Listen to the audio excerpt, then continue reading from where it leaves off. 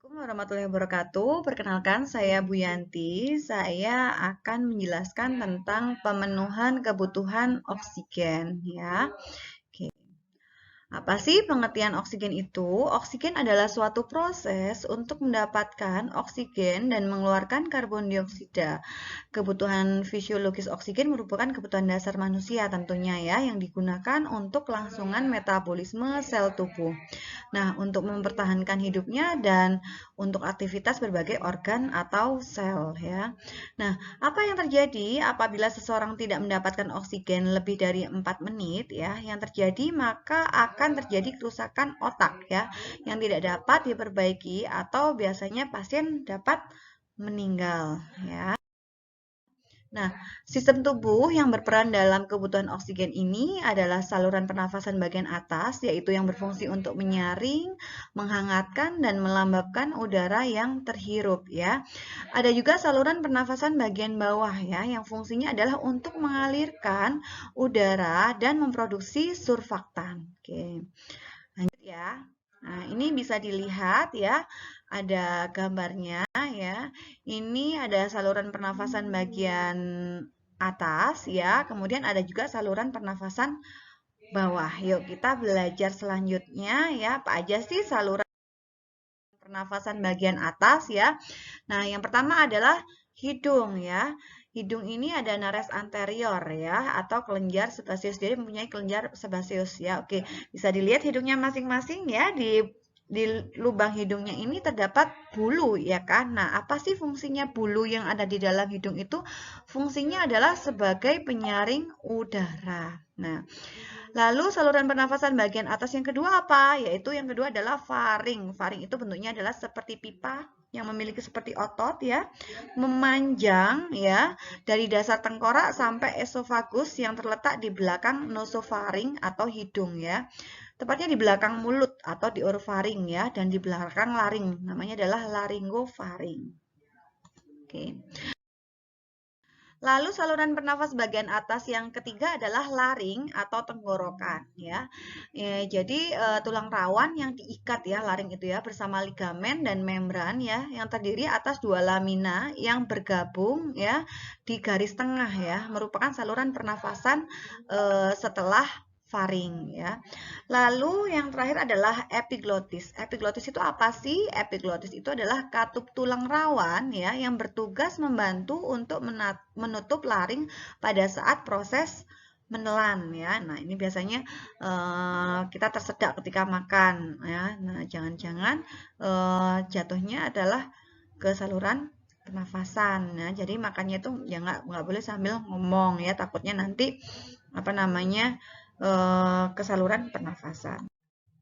Nah, lalu ada saluran pernafasan bagian bawah. Ada apa aja sih? Yang pertama adalah ada trakea ya atau batang tenggorokan ya. Ini panjangnya itu kurang lebih 9 cm ya. Trakea itu tersusun atas 16 sampai 20 lingkaran ya. Tidak lengkap berupa cincin ya. Nah, ini dilapisi selaput lendir ya yang terdiri atas epitelium ya bersilia yang dapat mengeluarkan debu dan benda asing ya trakea ini. Lalu kemudian yang kedua ini adalah bronkus ya. Ini bentuk dua percabangan yang terdiri kanan dan kiri ya. Ada bagian kanan ya. Kanan ini lebih pendek dan lebar dari bagian kiri dan dia memiliki 3 lobus yaitu bagian atas, tengah dan bawah ya. Ada juga bagian kiri ya, dia lebih panjang dari bagian kanan ya, yang berjalan dari lobus atas dan bawah ya. Nah, kemudian ada juga yang namanya adalah bronchiolus. Bronchiolus ini adalah saluran percabangan setelah bronkus. Lalu ada paru-paru ya tentunya. Letaknya di mana sih paru-paru ini? Ya, letak paru-paru ini adalah dalam rongga torak ya, setinggi tulang selangka sampai diafragma. Nah, paru-paru ini terdiri dari dua bagian ya. Sebelah kanan ada 3 lobus dan sebelah kiri ada 2 lobus ya. Sedangkan bagian tengah paru ini terdapat organ jantung beserta pembuluh darah yang berbentuk seperti kerucut ya dengan bagian puncak namanya adalah apex ya. Paru ini memiliki jaringan yang bersifat elastis ya. Nah, karena dia dapat mengembang dan mengempis seperti balon udara ya, dia elastis, bisa mengembang, bisa mengempis ya. Nah, tempatnya itu untuk pertukaran gas oksigen dan karbon dioksida. Oke. Sekarang kita ke pengukuran fungsi paru ya. Nah, ini kemampuan faal paru dapat dinilai dari volume dan kapasitas parunya ya. Volume paru ini ya adalah volume udara yang mengisi ruangan udara dalam paru. Ini terdiri dari volume tidal ya, jumlah udaranya keluar masuk paru pada saat pernafasan biasa ya. Normalnya adalah 500 cc. Inspiratory ya, reservoir volume atau IRV ya, jumlah udara yang masih bisa dihirup secara maksimal setelah menghirup pernafasan biasanya adalah normalnya adalah 3000 cc ya. Lanjut ya. Nah, ada juga yang namanya adalah proses oksigenasi. Mungkin dulu waktu SMA sudah ada ya. Yang pertama adalah namanya adalah ventilasi. Ventilasi itu apa sih? Ventilasi itu adalah proses keluar dan masuknya oksigen dari atmosfer ke dalam alveoli atau dari alveoli ke atmosfer ya.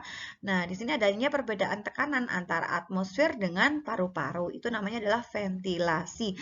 Lalu ada yang namanya adalah difusi gas. Difusi gas ini adalah pertukaran antara oksigen di alveoli dengan kapiler paru-paru dan karbon dioksida kapiler dengan alveoli ya dipengaruhi oleh apa? Luas permukaan paru, tebal membran, perbedaan tekanan dan konsentrasi oksigen. Lalu yang terakhir adalah transportasi gas. Apa sih transportasi gas? Nah, ini adalah proses pendistribusian oksigen kapiler ke jaringan tubuh dan karbon dioksida jaringan tubuh ke kapiler ya, sebaliknya. Oke. Apa sih yang mempengaruhi kebutuhan oksigen? Faktor-faktor apa sih? Oke, yang pertama adalah faktor saraf otonomik ya. Nah, ini rangsangan simpatis dan parasimpatis dari saraf otonomik ini dapat mempengaruhi kemampuan untuk dilatasi dan kontriksi ya. Ada juga hormon dan obat-obatan ya. Semua hormon dapat melebarkan saluran pernafasan ya karena ada beberapa hormon yang dapat melebarkan saluran pernafasan ya. Obat yang tergolong parasimpatis seperti sulfas, kemudian ada atropin dapat melebarkan saluran nafas ya. Nah, ini ada obat yang tergolong penyekat beta ya, non selektif dapat mempersempit saluran nafas ya. Jadi obat-obat ini ada juga yang efeknya bisa melebarkan saluran pernafasan, juga ada yang menyempitkan saluran pernafasan. Makanya ketika memberikan obat benar-benar harus diperhatikan ya atau dibaca terlebih dahulu ya efek sampingnya ya. Lalu kemudian ada juga alergi pada saluran nafas, itu juga pasti akan mempengaruhi kebutuhan oksigen ya. Lalu ada perkembangan. Nah, biasanya bayi yang usia prematur ya ini cenderung kekurangan pembentukan surfaktan ya. Setelah anak dewasa ya, kemampuan kematangan organ juga berkembang seiring bertambahnya usia. Nah, lingkungan juga mempengaruhi ya, pasti mempengaruhi ya.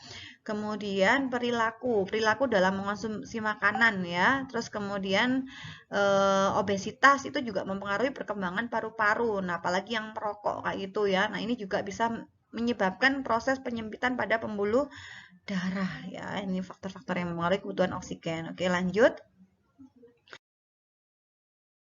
Nah, ini jenis pernafasannya ya. Ada pernafasan eksternal dan ada pernafasan internal. Oke, kita bahas dulu yang pernafasan eksternal. Pernafasan eksternal adalah proses masuknya ya oksigen dan keluarnya karbon dioksida dari tubuh. Jadi ini ya dari oksigen itu masuk ke hidung dan ke mulut, masuk ke trakea ya, bronkial, alveoli, menembus membran, lalu kemudian oksigen diikat oleh habis sel darah merah dan kemudian ke jantung ya. Nah, ada juga terus kemudian karbon dioksida gimana? Karbon dioksida ke membran kapiler alveolar, kemudian ke kapiler darah, ke alveoli, kemudian bronkial, kemudian ke trakea, kemudian dikeluarkan lewat hidung dan mulut seperti itu ya. Itu adalah proses masuk dan keluarnya oksigen dan karbon dioksida. Lalu ada pernafasan internal. Ya, pernafasan internal itu adalah pertukaran gas antara sel jaringan dengan cairan sekitarnya ya. Nah, ini darah meningkati Hb, kemudian jaringan mengambil oksigen seperti itu. Nah, ini pernafasan sesuai usia ya. Usia dewasa lebih dari 18 tahun biasanya respirasinya adalah 12 sampai 20 kali per menit. Remaja 12 sampai 18 tahun, 12 sampai 16 kali per menit ya. Anak-anak 5 sampai 12 tahun, 18 sampai 30 kali per menit. Anak prasekolah 4 sampai 5 tahun, 22 sampai 34 ya. Oke, sebelumnya saya kasih tahu dulu ketika menghitung pernafasan itu yang dihitung adalah inspirasi dan ekspirasi itu hitungannya adalah 1 ya. Enggak ketika kita inspirasi ya, itu hitung 1 bukan ya, tapi inspirasi sambil dan keluarkan itu hitungannya adalah 1 ya. Inspirasi dan ekspirasi itu hitungnya adalah 1. Gitu ya. Sekarang kita ke masalah kebutuhan oksigen. Apa aja sih masalahnya? Yang pertama adalah hipoksia. Apa sih hipoksia itu? Hipoksia itu adalah kondisi tidak tercukupinya pemenuhan kebutuhan oksigen dalam tubuh akibat apa? Defisiensi oksigen. Nah, ini biasanya ditandai dengan adanya warna kebiruan pada kulit ya. Biasanya adalah sianosis ya. Orang-orangnya kekurangan oksigen ya. Nah, hipoksia ini disebabkan oleh menurunnya kadar hemoglobin ya yang mengikat oksigen ya, menurunnya difusi oksigen dari alveoli ke dalam darah, menurunnya perfusi jaringan atau gangguan ventilasi yang dapat menurunkan konsentrasi oksigen. Nah, perubahan pola pernafasan ada juga yang namanya adalah tachypnea ya, pernafasan yang memiliki frekuensi lebih cepat dari 24 kali per menit ya. Hal ini terjadi karena biasanya paru dalam keadaan atelektasis atau terjadi emboli. Atelektasis itu kan tidak seimbang, jadi paru-parunya mengempis, tidak elastis salah satunya ya, terjadi pengerutan dalam salah satu paru-paru misalnya ya, seperti itu ya, tidak mengembang intinya ya, atelektasis. Kemudian ada bradypnea ya, bradypnea ini adalah pola pernafasan yang lambat dan kurang dari 10 kali per menit ya. Pola ini dapat ditemukan dalam keadaan peningkatan tekanan intrakarnial ya, orang-orang yang habis kecelakaan biasanya ya, biasanya ada tanda gejalanya bradypnea. Kemudian ada hiperventilasi ya, yaitu peningkatan jumlah oksigen dalam paru. Kemudian ada hipoventilasi ya, yaitu mengeluarkan karbon dioksida dengan cukup serta tidak cukupnya penggunaan oksigen ya, kekurangan ya intinya ya. Kussmaul ini adalah pola pernafasan cepat dan dangkal ya. Oke.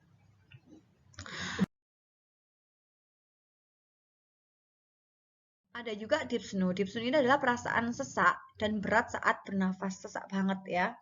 Dyspnea ya. Nah, ini disebabkan oleh perubahan kadar gas dalam darah atau jaringan, kerja berat berlebihan dan pengaruh psikis ya biasanya ya. Oke, kemudian ada juga yang namanya adalah orthopnea ya. Orthopnea adalah kesulitan bernafas kecuali dalam posisi duduk atau berdiri kayak gitu.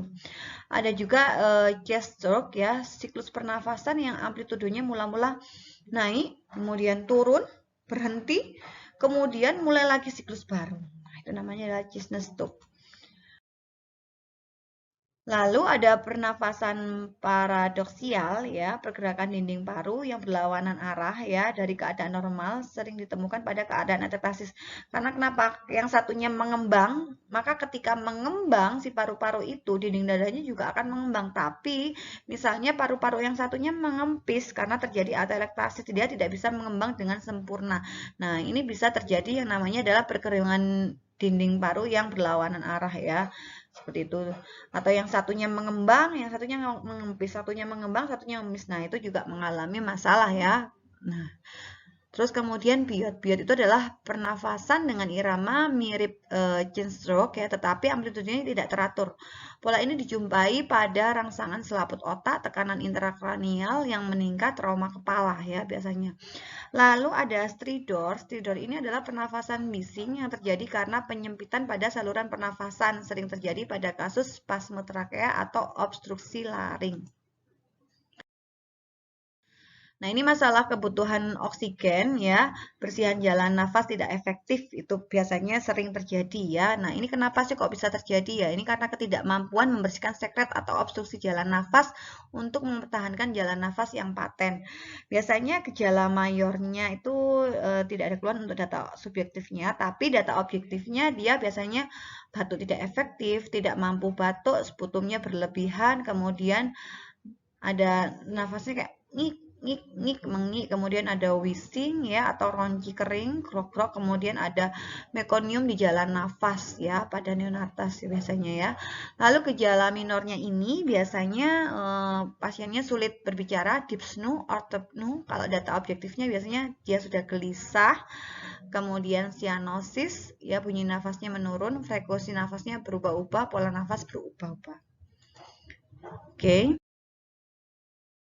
Ada juga masalah gangguan pertukaran gas, yaitu kelebihan atau kekurangan oksigen dan atau eliminasi karbon dioksida pada membran alveolus atau kapiler ya. Nah, ini biasanya gejala mayornya data subjektifnya dyspnea, pasiennya dyspnea ya kayak gitu. Kemudian data objektifnya tekanan atau PCO2, tekanan karbon dioksidanya ini meningkat ya atau juga bisa menurun. Sedangkan tekanan oksigennya ya itu menurun. Maaf, tadi kan yang tekanan karbon dioksidanya meningkat atau menurun, tapi kalau untuk tekanan oksigennya itu menurun. Nah, ada takikardi ya, pH arterinya meningkat, biasanya juga menurun ya, adanya bunyi nafas tambahan.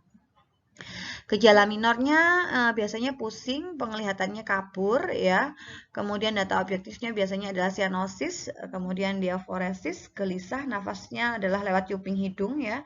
Pola nafas abnormal, warna kulit abnormal, kesadarannya sudah mulai adanya penurunan. Nah, ini ada juga pola nafas tidak efektif ya.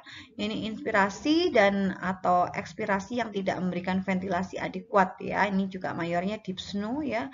Data objektifnya biasanya penggunaan otot bantu pernafasan ya. Fase ekspirasinya biasanya memanjang, pola nafasnya abnormal ya. Takepnu, brankipnu, kusmaul, cisto kayak gitu ya. Gejala minornya ini orthopnu ya, data objeknya pernafasan post-sleep ya. Bibir, kemudian pernafasan melalui cuping hidung ya. Lalu kemudian ventilasi semenit menurun ya, kapasitas vital menurun, tekanan ekspirasinya juga menurun, inspirasinya juga menurun, kemudian eksklusi dadanya berubah ya, itu ya. Nah, apa tindakan yang bisa dilakukan oleh perawat? Ya, kita bisa melakukan latihan nafas dalam ya, kemudian latih batuk efektif ya, terus kita berikan oksigen. Kita juga bisa melakukan fisioterapi dada dengan postural drainase, kemudian clapping atau vibrating ya. Kita juga bisa melakukan adalah penghisapan lendir ya. Nanti kita praktekkan waktu di lab ya. Lalu jenis pemberian oksigen di sini ada yang namanya adalah nasal kanul dan kateter nasal. Alirannya itu adalah 1 sampai 6 liter per menit dengan konsentrasi 24% sampai 44% ya. Konsentrasi oksigen kira-kira 4% untuk setiap penambahan 1 liter per menit. Ada juga sungkup muka sederhana ya, konsentrasi oksigennya yang diberikan sebesar 40% sampai 60% dengan kecepatan 6 sampai 10 liter per menit. Kecepatan oksigen tidak boleh kurang ya dari 6 liter karena karbon dioksida ini dapat meningkat pada kecepatan rendah ya. Nah, lalu kemudian ada sungkup muka sebagai rest breathing ya. Konsentrasi oksigen yang diberikan ya yaitu 60 sampai 80% dengan aliran oksigen 8 sampai 12 liter per menit ya. Terdapat kantung waduk ya, seperti kantung waduk ya. Udara inspirasi sebagian tercampur dengan udara ekspirasi. Konsentrasi karbon dioksida lebih daripada sungkup sederhana. Jadi dia lebih tinggi daripada yang sungkup muka sederhana. Indikasi penggunanya adalah kadar tekanan karbon dioksida yang rendah ya, harus diingat. Nah, ini contohnya sungkup muka dengan rest breathing ya. Ini ya bisa dilihat ya. Nah, seperti ini. Nah, di sini juga ada sungkup muka non-respirating ya, yaitu memberikan konsentrasi oksigen sampai dengan sekitar 100% ya, dengan FiO2-nya adalah 60%. Untuk 100% flow-nya adalah 6 sampai 15 liter per menit. Memiliki katup satu arah ya di antara kantung waduk dan sungkup ya. Udara inspirasi tidak tercampur dengan ekspirasi ya. Indikasi penggunaan pasien dengan kadar tekanan karbon dioksida yang tinggi. Oke, ini adalah gambar dari sungkup muka non-respirating. Oke, dilihat di sini ya, bisa dilihat ya. Di sini ada katupnya ya. Oke, bentuknya seperti ini ya. Oke. Oke, di sini ada masker Venturi ya, digunakan pada pasien yang membutuhkan konsentrasi oksigen yang spesifik ya. Memiliki sungkup dengan lubang di kedua sisinya untuk keluarnya udara ya. Terdapat kode warna ya, entrainment ya, pelabuhan yang dapat diatur untuk menentukan konsentrasi oksigen yang diberikan ya. Dapat memberikan oksigen ya 24% untuk 60% dengan kecepatan 4 sampai 12 liter per menit ya. Ini sering digunakan pada pasien COPD ya. Ini contohnya ya. Baik, sekian pertemuan kita di pemenuhan kebutuhan oksigen ya. Untuk jenis pemberian oksigen nanti bisa kita lihat di laboratorium ya pada saat praktikum. Oke. Jadi masih bernafas saat bangun pagi ya, sudah cukup untuk memulai kita hari ini untuk bersyukur. Setiap harinya bersyukur karena sudah diberikan oksigen ya tanpa bayar ya. Oke, selamat belajar ya, semoga bermanfaat. Saya ucapkan terima kasih. Assalamualaikum warahmatullahi wabarakatuh.